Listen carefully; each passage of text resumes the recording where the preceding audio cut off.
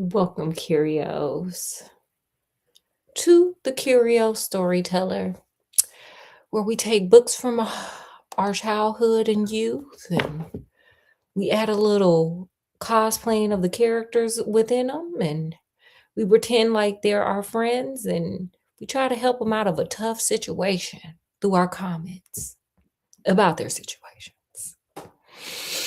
So, for tonight, we will be revisiting Sinclair, blah, blah, blah.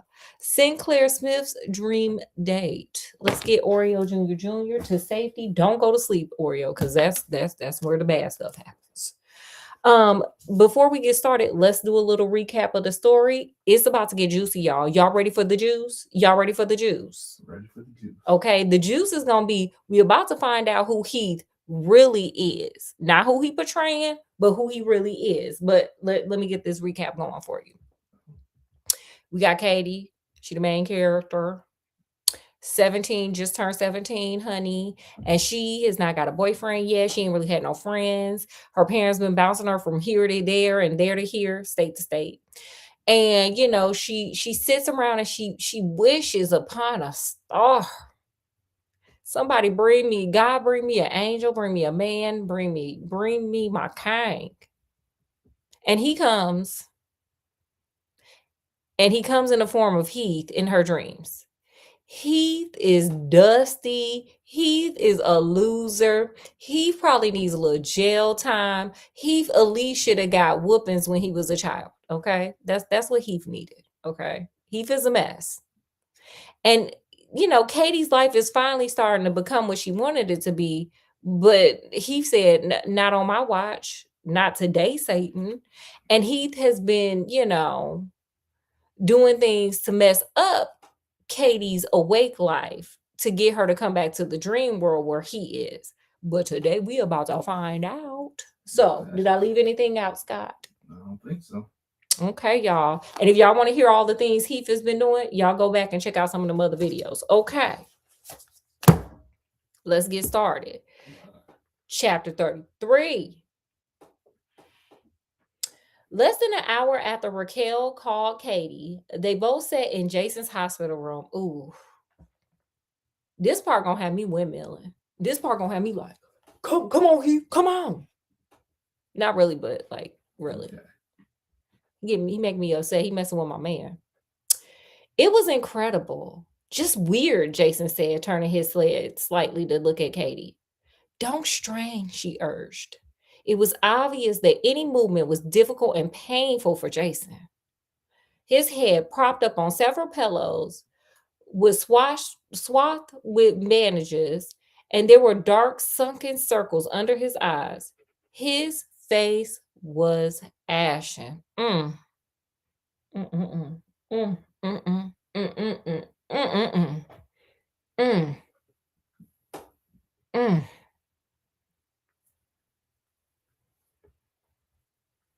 How dare you do this to my boo? So sad. Tubes extended from containers suspended overhead and snaked into his arms.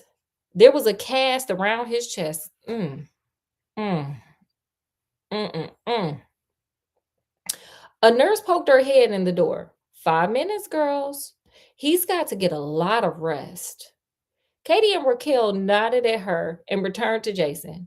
Anyway, he continued staring straight at the ceiling. As soon as I pulled out of the driveway, I had the strangest feeling.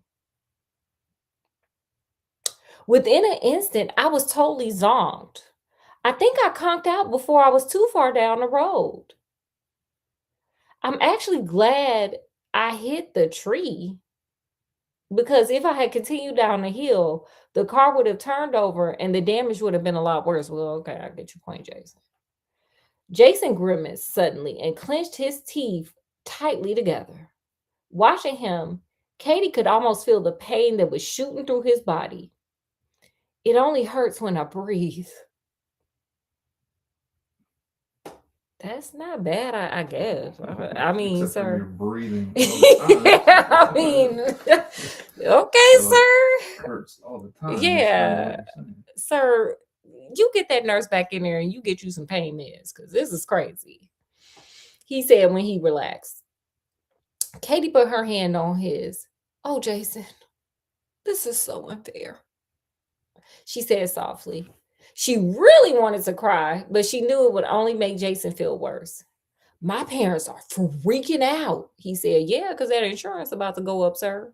And I mean, you were in an accident, but that insurance about to go up. Heave owe your parents a lot of money in insurance, okay? So tell Kay to get back in that dream and go get your parents their money for insurance costs, because this is a mess. Anyway, they wanted all kinds of brain scans and tests.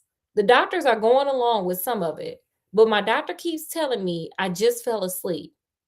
I can't believe it happened, but it's my fault, and that's all there is to it.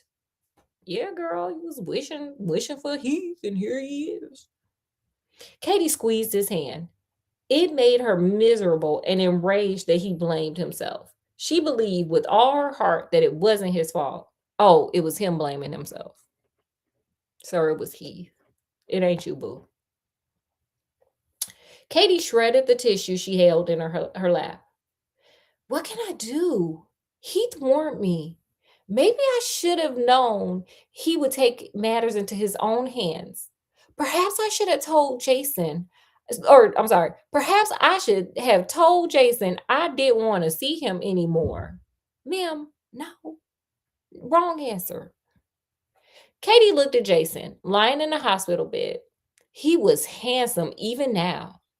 The tender line of his mouth told so much about him, she thought. I can't give him up. Certainly not for Heath Granger. There's got to be a way to fight this. Weapons. Look, I'm going to stop it. Weapons, sis. Okay, girl. They got tasers. They got mace. They got GUNs, honey. They got knives. Hell, you can go to Tractor Supply and get a spear. Scott. You could go to Academy Sports, honey, and they got a taser nightstick. What say you, Scott? You know what I'm talking about? List y'all weapons down there. She needs to get a weapon. Do you think I could stay overnight at your house? Katie asked Raquel as they drove towards home. I mean, I know it isn't much notice, and I don't mean to put you on the spot. Katie, please, Raquel said explosively. You don't have to ask. Actually, I should have told you. I just assumed you wouldn't want to be alone. I okayed it with my mom already. Great. They stopped at Katie's house briefly. Raquel waited in the car while Katie ran inside and threw some things into a bag. She hurried as fast as she could. Katie didn't like being in the house alone now. She always had the feeling that his presence was there. Monster! She yelled after she had left. Loser! That's what I want to say. Loser! I don't like he messing with my man Jason. Later, they sat in Raquel's kitchen, sipping cocoa in silence, unable to speak about the tragedy they both knew was in each other's thoughts. Raquel's face brightened suddenly as she picked up an open envelope on the kitchen table. Katie, with all this happened, I didn't get a chance to tell you. This is a letter from my sister. She's coming home for a visit soon. Her name is Daphne. I love that name. Oh my gosh. I love that name. Okay. If anybody out there is having kids and you're having a girl, consider Daphne as a name. I know I said I may have changed my name to Biff, but Daphne is a close second. Mm. And she's graduated from college this year. Sorry, y'all. That was a little pan out, pan back in. Katie blinked as if coming out of a hypnotic trance. Daphne? Like Daphne du Maurier? Well, my sister is one of a kind, Raquel chirped. Wait, I'll show you her picture. She's a knockout. Raquel jumped up from the table and ran upstairs. She came back carrying a large book bound in deep maroon leather. This is my sister's high school yearbook from when she graduated, Raquel chattered on, thumbing through the pages. There she is, Daphne Martinez.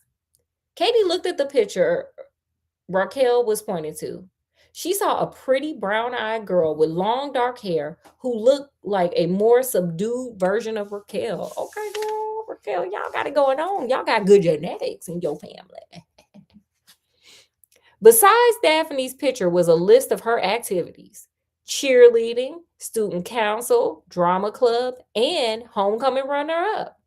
Wow, Raquel, cheerleading and homecoming runner up? She must have been pretty popular. Raquel sniffed. Well, I think she should have been queen. She shrugged.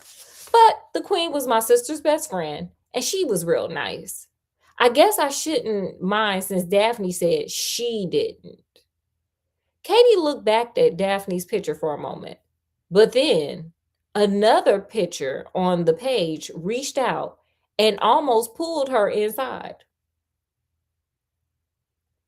Katie felt as if a cold wind had just rushed through her soul. She couldn't take her eyes away from what she saw. What y'all think she saw?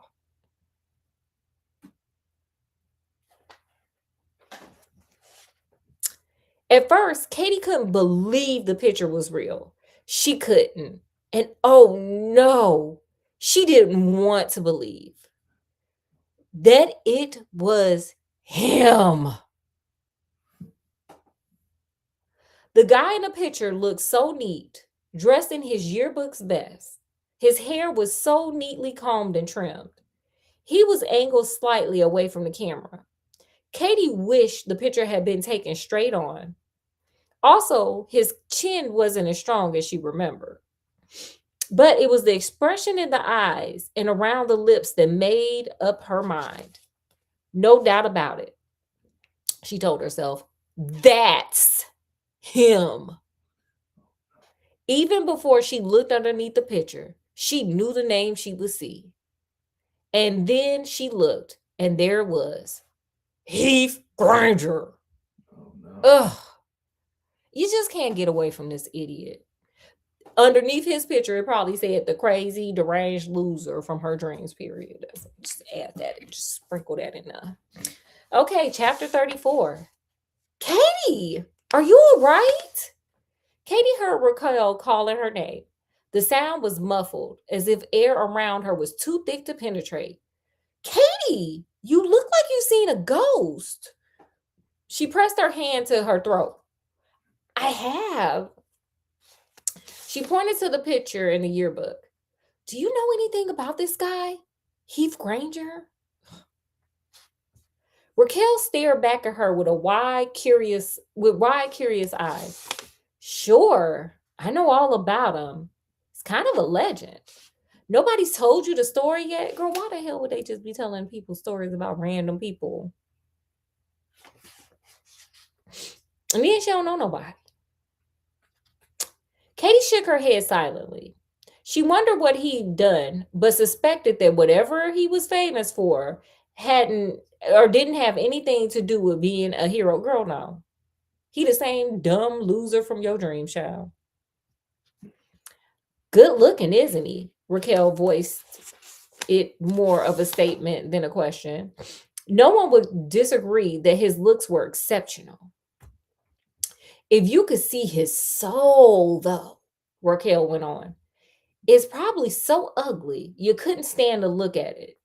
He was a horrible person, a monster, and a loser. Katie nodded, prompting Raquel to go on. Well, it was about 4 years ago, my sister's senior year, when he showed up. Nobody knew where he came from, and no one had ever met his family. He was living alone somewhere, I think. Girl, ain't nobody questioning where how he get in school? Because don't you have to be signed up by your parents? I would think. Okay. Maybe they on drugs or something. Katie's face was a taut mask as she listened intently to Raquel's every word. At first, everybody liked him. He was very charming and seemed to know what would make a person like him. He was kind of a rebel, too. And I guess girls who didn't know any better thought that made him more exciting, more romantic. Katie was glad that Raquel wasn't looking at her as she could feel her face redden. Yeah, girl, because you got caught up in there too, didn't you? She knew she had been taken in by Heath's flamboyant manner at the beginning, too. Raquel was warming to her subject now, enjoying Katie's attention. He'd always come roaring up to school on a motorcycle, my sister said. He was so handsome. Lots of girls were after him. Raquel broke off suddenly and looked at Katie. What made you ask about him like that? Out of the blue. Katie hesitated. Just trust me for now, Raquel, please. I have to know everything you can tell me about him. After a pause, she regarded Katie with a mixture of confusion and curiosity. Raquel continued, well, pretty soon the real Heath Granger started to show. Under that thin, phony veneer of charm, Heath was cold and mean and dusty and a loser. Some of that I added in. Choose which parts. He was almost like what do you call those people who don't think anything they do is wrong? I think you mean a psychopath. It would fit the picture perfectly. Raquel nodded. Yeah, that's what he was, like a psychopath. He only wanted to use people, and he didn't care about them at all. He didn't care if he hurt them. He didn't seem to have any feelings. Raquel shook herself. I didn't realize how glad I am he's not around anymore. He used to come over here and hang with my sister's friends all the time until that day. What day? I'll never forget. He was sitting right on our back porch. The neighbor's cat had kittens, and I used to go and look at them every day. They were getting bigger, and one of them got big enough to climb a tree in our yard and jumped over the fence. It landed on Heath's back. Raquel squeezed her eyes really tight. So, of course, it must have hurt. The kitten was scared and tried to hold on with his claws, but Heath was so furious because he's a big old loser, Dusty. He just happened to be standing right there where the cat was jumping over the fence. Because he's a big loser. He was like a monster. He grabbed the kitten so hard around his neck and started shaking it and shaking it. We all yelled at him to stop, but it was like he didn't even hear us. Finally, he threw the kitten on the ground and it didn't move anymore. It was unalived. And let me tell you, right there, I would have called PETA on him. I would have called PETA and the police. Okay? Because, sir, you're not going to be up here unaliving kittens. That's crazy. Like, what is wrong with you? You a special breed of dusty loser. Raquel was silent for a moment before she took a deep breath and went on. Y'all take a deep breath. This is crazy. Clear all that out. We got to clear that out. Oof. I remember I started crying and my sister made him leave. She never let him come back here again, ever. But then my sister saw, even though my sister saw right through him, her best friend, Cindy, didn't. Girl, you done got caught up with the wrong one, sis. Raquel turned the pages of the yearbook. This is Cindy, the one who was homecoming queen. Katie looked at the picture and saw a tiny, dark-haired girl with dancing eyes radiating enthusiasm from her delicate, heart-shaped face. Oh, she sounds pleasant. I like that. Ooh. Poor thing, she thought. I know what a miserable time you must have had. Heath went after Cindy right away, and no matter what my sister said, Cindy just wouldn't believe it. Of course, Heath just wanted her as a trophy, and after he got her, he didn't treat her very nicely. Were they together very long? Cindy put up with him for a while, but then she got fed up, especially with the way he liked to pick on people. People who couldn't defend themselves. For I'm gonna say this one more time for those in the back who did not understand nor hear what I said. Cindy got fed up, put up with him for a while, but then she got fed up, especially with the way he liked to pick on people. People who couldn't defend themselves. Okay? Keep that in your mind. Keep that in your mind, heart, and soul, baby, because we're gonna come back to that. Sounds like he thought right, Katie said to herself. On the night of prom, he showed up dressed like a slob, because honey, his outside was reflecting the inside, but let's keep going. Then they were in the school parking lot and he started picking on Timmy Henson, a guy who was sort of a nerd, but not a bad guy. He picked a fight with Timmy and got his pants off circuit. I feel like that's breaking man rules. Is that breaking man rules? Why is he taking off another man's pants? It's a gag back in the day. That ain't no gag. That's weird. Like, sir, why are you unclothing people? What? Like, girl, okay. Anyway, especially another man, sir. That's and ran them up the flagpole in front of his date and everything. He thought it was a big joke. Katie nodded with understanding. Cindy wouldn't go into the dance with him. She went in by herself and spent the whole night dancing with another guy. Hey, Randy Marks. Hey, Randy. Hey, Randy. Hey. Heath really flew into a rage. So, did Heath get in a fight with Randy? No. Randy was a football player, and Heath is a big old coward, loser, dusty. Some of that is not in this book. You can figure out which parts. Picking on somebody who could fight back wasn't Heath's style. He spent the night drinking with some of his friends, and the more he drank, the meaner he talked. He said nobody dumped him, and he was going to make Cindy understand that, even if he had to unalive her. Okay.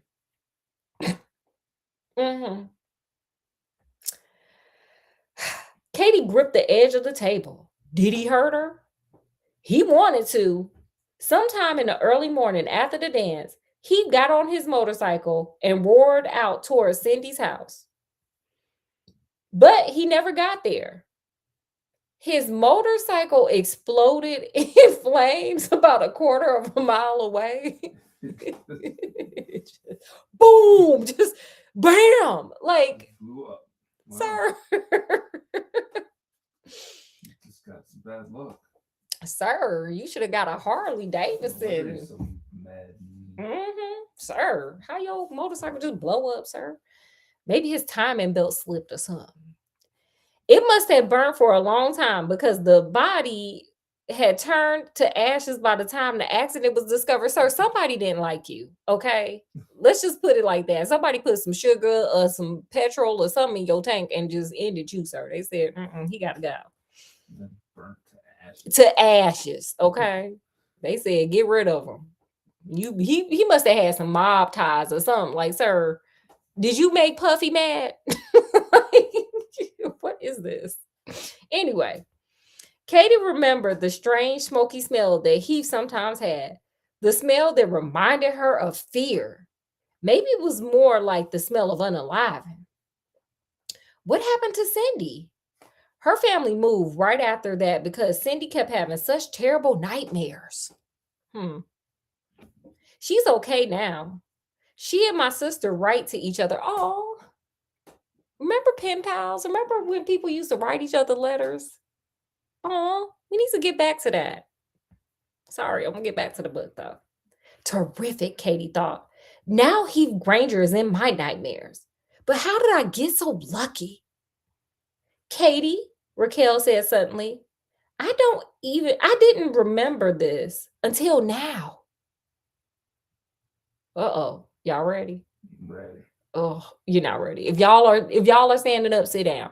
If you sitting down, stand up and then sit down, because I got something for you. Cindy lived in your house, the one you live in now. It was only when Raquel said it that Katie realized the idea that had been in the back of her mind all along. There had to be some connection between her and Cindy, and she just knew it. Raquel, Katie asked slowly, how old was Cindy when she lived in my house? Raquel was thoughtful. Well, let's see. She lived there all her life, but when they moved, she was a junior in high school, like my sister. I think she was 17. Ah! Oh, Ah! wow. Okay. That's the end of the chapter, y'all. Sorry. Wow. That's the end of the chapter. Okay, y'all know how we end these things. It's getting dramatic. It's getting real dramatic around here. It's getting dramatical around here. Okay, now we know who Heath is. He's the dusty loser that we always knew he was. The dusty, crazy, psychotic loser we always knew he was. As always, the question is always the same. If you could talk to one of the characters, what would you say to the character? You guys put in the comment section. Scott and I got to tell y'all verbally. Sorry, y'all. Scott, what would you say? Who would you talk to and what would you say to them? Pretend they your bestie and they telling you this crazy story. Yeah, I don't know. I don't know what I would say. I just feel like my questions are getting answered though. Hopefully y'all's is too. I would speak to Katie. You know, I'm constantly talking to Katie. You know, Katie needs to hurry up with this. We need to accelerate the defense here. And I would say, remember I read that part twice when it was like he only picks on people who cannot defend themselves. Bullies only pick on people who can't defend themselves. I promise you, if Katie came with the magic, and by magic I'm talking nunchucks, taser, whatever, I promise you he would stop.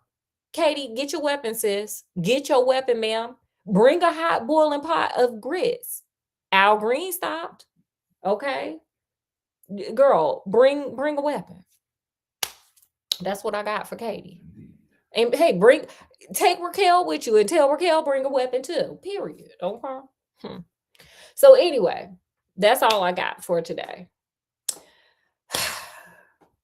Okay, guys, we're gonna end it here.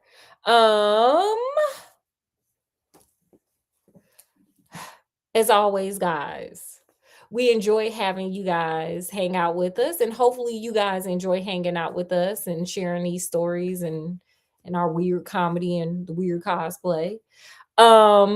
With that, if you guys could like, share, subscribe, check out some other videos, shorts, lives, all that fun stuff. Make yourself at home on this channel. It's for the weirdos, the curios, the readers, the leaders, the whoever. Wait, I forgot the lines that I say. So we're gonna bid you guys adieu right now. So from wherever we are, even when we are sitting here looking at a yearbook and realizing that Heath is the big dusty psychotic loser that we always knew him to be, to wherever you guys are, peace, love, and happiness. And we'll see you guys tomorrow for some Sunday Fun Day School. And hey, more of this book. We almost done. Look, guys, we're almost done. Look at how much we read. Oh my gosh, this is all we got left, and this is what we read. We're smart. Anyway, so we'll see you guys for more of this book, Sunday Fun Day School tomorrow. But with that, we're going to bid you adieu because Scott and I got to go get some din. So we'll see you guys tomorrow. Bye.